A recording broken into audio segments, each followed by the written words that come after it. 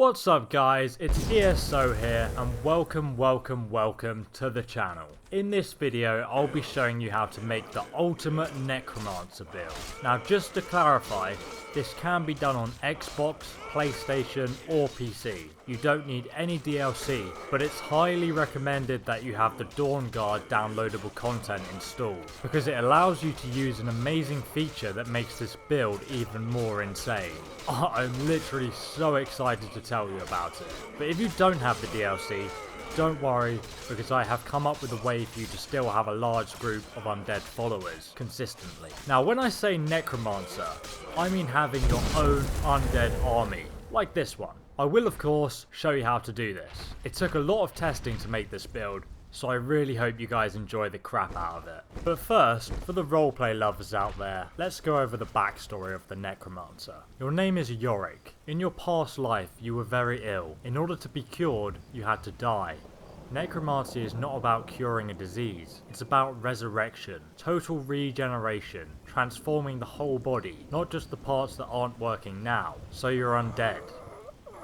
Resurrection is a cruel practice. It gave you fresh life, but at the cost of your memories. You don't know who you are or what your purpose is, or even where you're going. You have no ethics, no empathy, and cannot tell what is right or wrong. One night you hear it. Whispers of the past. You dive onto the ground to get closer, scratching at the soil, desperate now. They're talking to you. What do they want? You beat your fist bloody against the tombstone in frustration. The whispering grows louder and louder still. You scream into the darkness. At your call, corpses burst forth from the earth, shuddering to life. It's your choice to use this power as you will.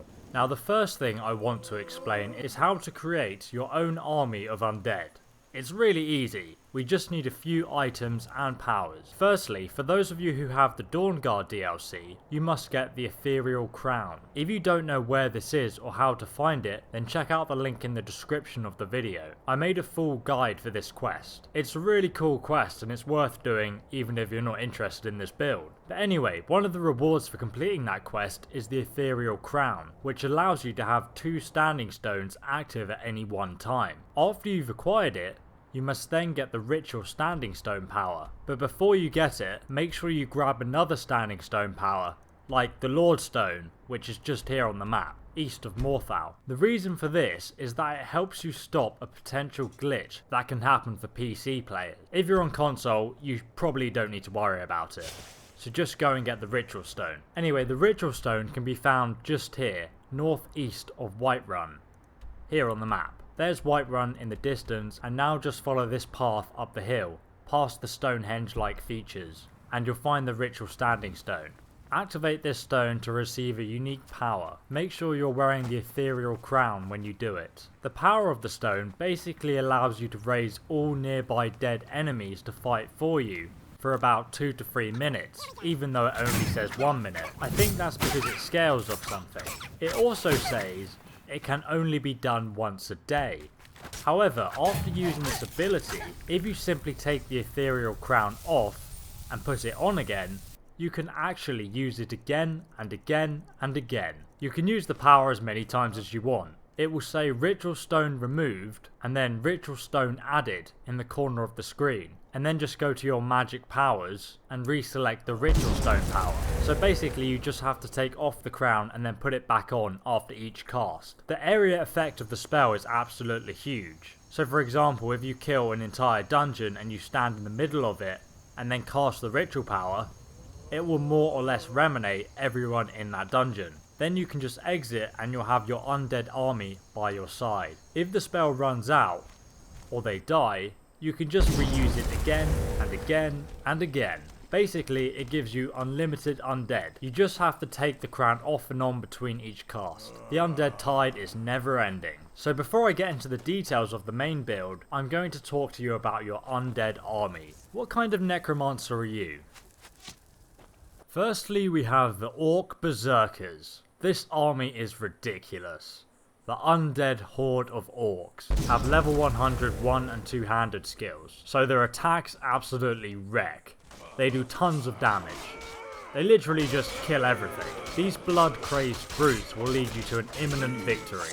Did I mention that they have about 300 health, so they don't die either? To get your own undead army of orcs, just find an orc stronghold. I recommend doing all the quests related to them first, but when you're done, simply slaughter the inhabitants, and then use the ritual stone power to make them your green fighting machine of destruction. A good tactic that I use is to just kill a few of them, and then use the ritual stone power, reset it with the ethereal crown, and then kill some more, use the power again, and so on, until they're all under your command. Next we have the Draugr army. This is the black tide of ultimate zombies. All equipped with ancient Nordic weapons, they can do some real damage. Not to mention their resistance to frost and high health pool.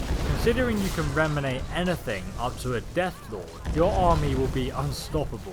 This is the easiest army to make in my opinion, and it means that you don't have to go around killing any NPCs. You can just kill the enemies and then resurrect them. You just go into a Draugr dungeon and then clear it, come back to the middle of the dungeon and use the ritual stone, and there you have it, your own Draugr army.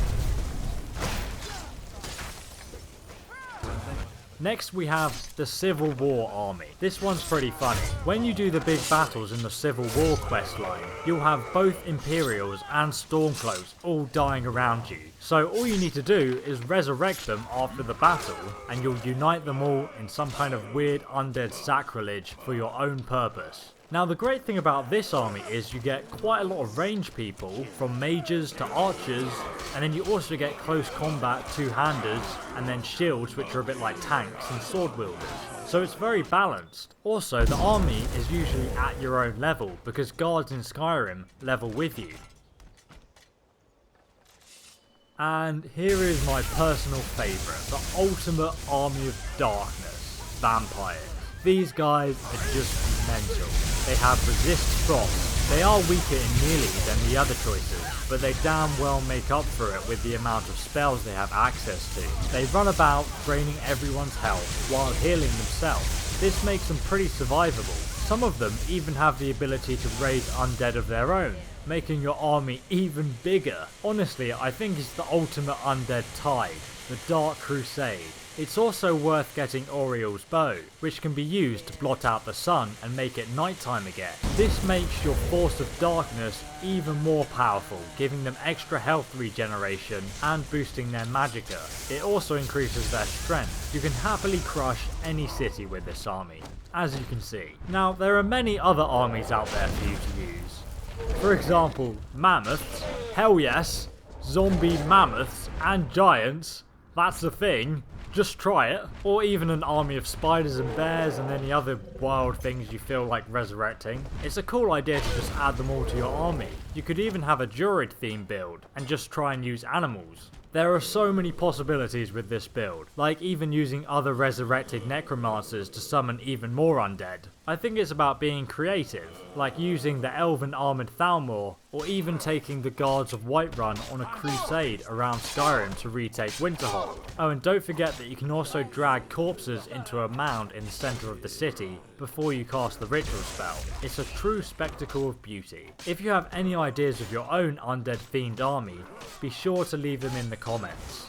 Now just to clarify, you can fast travel with your army, but it is very hit and miss as to how many will actually show up, if any at all. You can pass through loading doors just fine. Once your undead army gets to about 10 plus members, there's a few precautions that you need to take. When you exit a room or a dungeon, make sure that you move forward to let everyone load out of the dungeon before you fast travel or move on. The safest method in my opinion is just to walk everywhere. Also make sure that you don't take difficult routes across mountainous terrain, as you may lose a few undead. The undead will last around 3 minutes, so just make sure to reminate or recast the ritual stone power on any that die. It can be worth becoming undead yourself in fact. It is optional to become a vampire. It's very useful in the late game, because it gives you access to the Necromage perk in the vampire skill tree. This basically buffs all your spells. So for example, the Ritual Stone will only work on people up to level 75, but if you have the Necromage perk, it will work on level 94s. So even though I haven't tried it, it could actually work on the Ebony Warrior. in theory. Let me know in the comments if anyone tries that. Now there are two ways that you can play the character in this build. One is a bit more sneaky, which uses illusion, and the other, which I'm going to show you, is the more, hey man, I have my own army, I don't really care about sneaking method. If you want to be sneaky though, make sure you check out my other Nightblade Dreamstrider build, and then you can combine the two. I'll leave a link to that build in the description. But if you're new to the game and you just want to try out this build, keep it simple and just follow what I'm going to say now.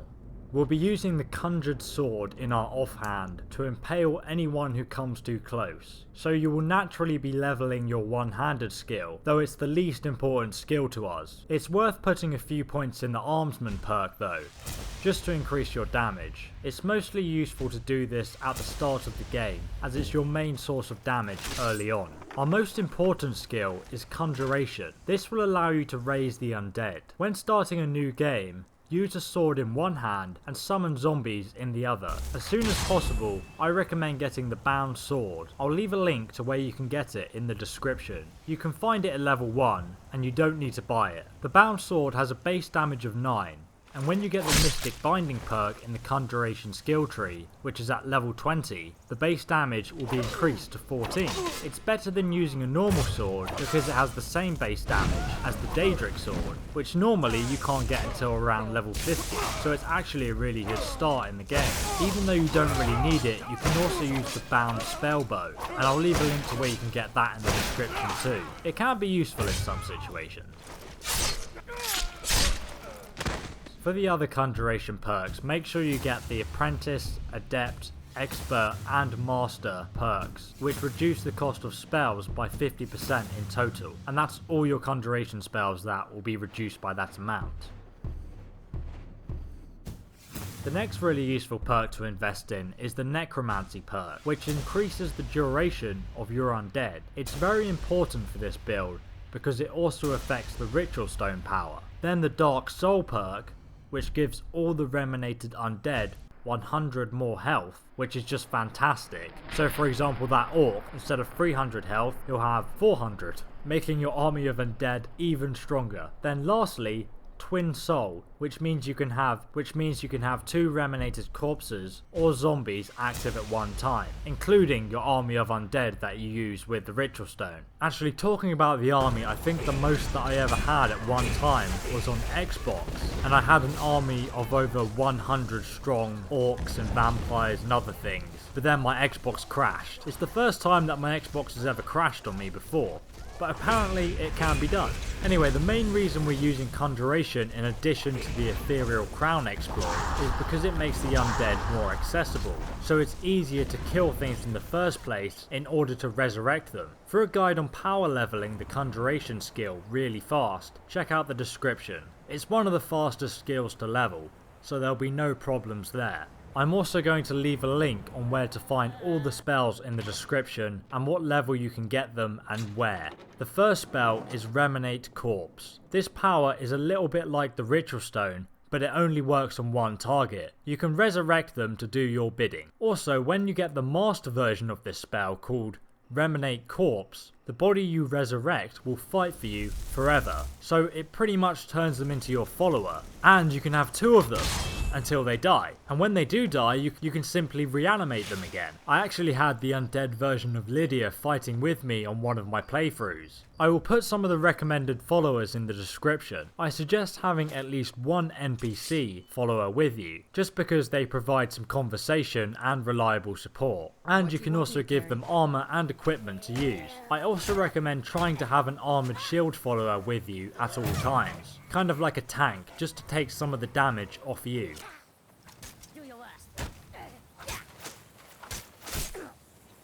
Oh, and by the way, if you obtain a Staff of Zombies, or a Staff of Conjure Storm, Frost, or even Fire Atronach, make sure that you give them to your companions. Sometimes they'll actually raise their own zombies and thralls to fight for you, and then you can summon your own creatures, yourself, so even without the Ritual Stone active, you'll have about 6 people fighting alongside you, which is great for people who don't have the Dawnguard DLC and can't repeatedly use the Ritual Stone power. A way to get around not being able to use the Ritual Stone power is just to wait one day after you cast it. It is a bit of a nuisance though, and it's a lot faster to use the ethereal crown method.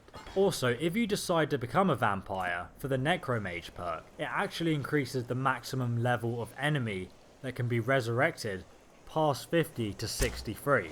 It's also worth mentioning that you can actually craft your own staffs once you have a high level of conjuration. This can be a good source of staffs to give to your followers, and even use yourself. Sometimes it's even easier to make more staffs instead of bothering to recharge them. I'll leave a link in the description on where you need to go to make your own staffs. Next we have the armor. Now as you can see in the video, I'm using more of a roleplay style armor. And trust me, it works really damn well. It also makes me feel like a necromancer.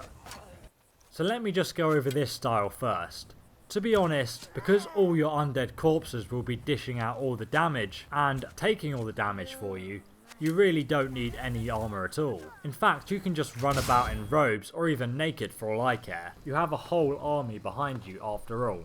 You have a choice of amulet. Either the Golda amulet, which increases your health, magicka and stamina by 30 points, which is actually one of the best amulets in the game in fact. Or more appropriately, but some of you might not like it, is the Necromancer amulet. This amazing amulet gives you plus 50 magicka and makes conjuration spells cost 25% less to cast. However, your health and stamina will regenerate 75% slower. So it's up to you, but to be honest, you don't really use that much stamina, and your conjured corpses will defend you, so you won't really need to worry about health either. So I would pick up the Necromancer's amulet if I was you. I'll put the links for both of those in the description for guides on where to get each one. Maybe try both out and see which one you like more.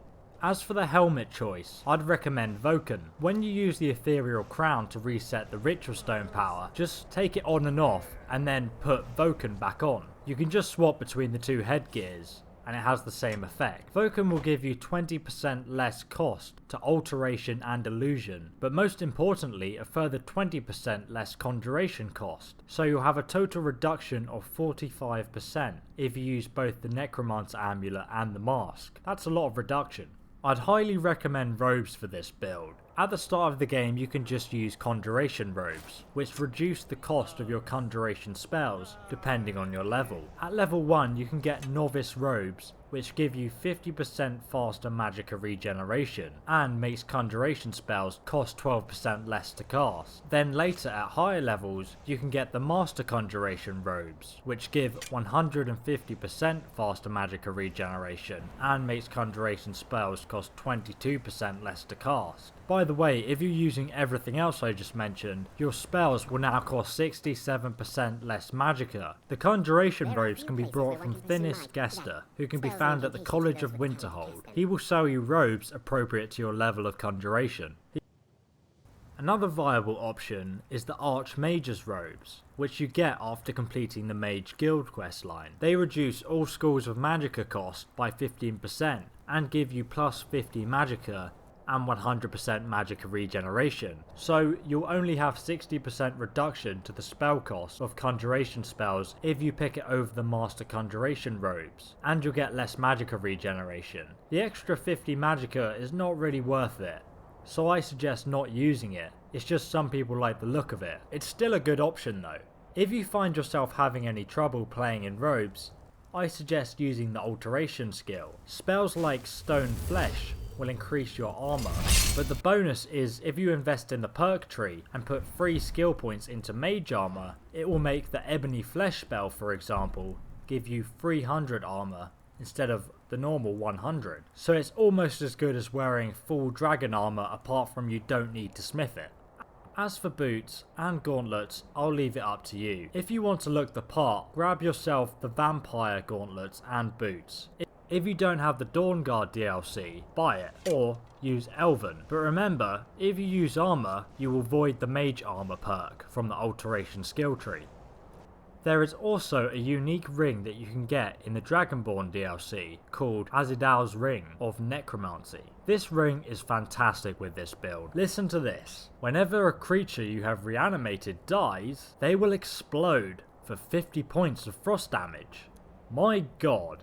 Do you even understand how powerful this is with this build? When your undead army die, they will explode and damage whoever killed them. The only downside about this is that you can't reanimate them again because they'll turn into a pile of ash.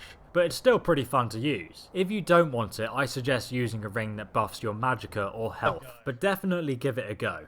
Lastly, another option, if you want to use the enchanting skill, you can actually enchant your armor so that it makes all your conjuration spells and destruction spells cost no magicka whatsoever, so you can repeatedly raise fallen corpses to do your bidding, or sling spells at people with no magicka cost. This makes you very overpowered and ruins the game. However, if you do want to do it, check out my unlimited magicka guide in the description of this video. For your attributes, I suggest putting 2 points into magicka for every 1 point you put into health. This will make you pretty tanky, while also being able to conjure and cast a lot of spells. Do this until you have about 200 or max 300 magicka, and then just put the rest in health. You never really need more than that amount of magicka. For the race, you actually have a choice. You can pick an Altmer who starts off with an extra 50 magicka, which is very useful at the start. It basically saves you leveling up 5 times to get that magicka. Then they also have a cool effect that allows you to regenerate magicka 25 times faster for 60 seconds once a day. The other race you can be is a Breton. They have a natural 25% resistance to magicka, which later in the game is much more valuable versus mages and monsters. And when you have all the equipment I showed you, you will make up for having less magicka than a high elf. They are also the only race to start with a conjuration spell. Once a day though, the Breton can absorb 50 magicka as well as reducing spell damage by 75%. If used correctly, it's a much better passive than the high elf. It really is up to you though. I mean, the races don't matter too much with this build, because we have our very own army. As for the shouts, there are actually a few that can be really quite useful, though you can easily play without them if you like. Now, the Become Ethereal shout is very good. It allows you to become like a ghost. I think it's befitting of a Necromancer. You can run around still, but you'll no longer take damage from anybody. If you attack someone though, the effect will end. It's good because you can use it to become invincible while your undead horde does the slaughtering for you. You can also cast the Master Reanimate Corpse spell without being interrupted, as you can see in the video, so it's useful for that too. There's also the Mark for Death shout that can also be really helpful to take the harder foes down. Just use it on a large group of enemies and you will easily overcome them. It lowers the target's armor so you can do more damage to them. I could literally talk for hours about different ways to play this build, but I think it's kind of now about time you guys went and experienced it for yourself. I really hope you guys do enjoy playing this build though. You can do some really unique things with it and be very creative. Make sure you subscribe to the channel for more unique Skyrim build guides and secret treasures. You can also follow me on Facebook and Twitter, or join our new Steam group page where you can ask questions and share useful information with each other. You might also like to come and chat to me when I stream live on my Twitch account. All of these social links can be found in the description, so I hope you subscribe and join the community. Thanks for watching guys, and I'll see you in the next video.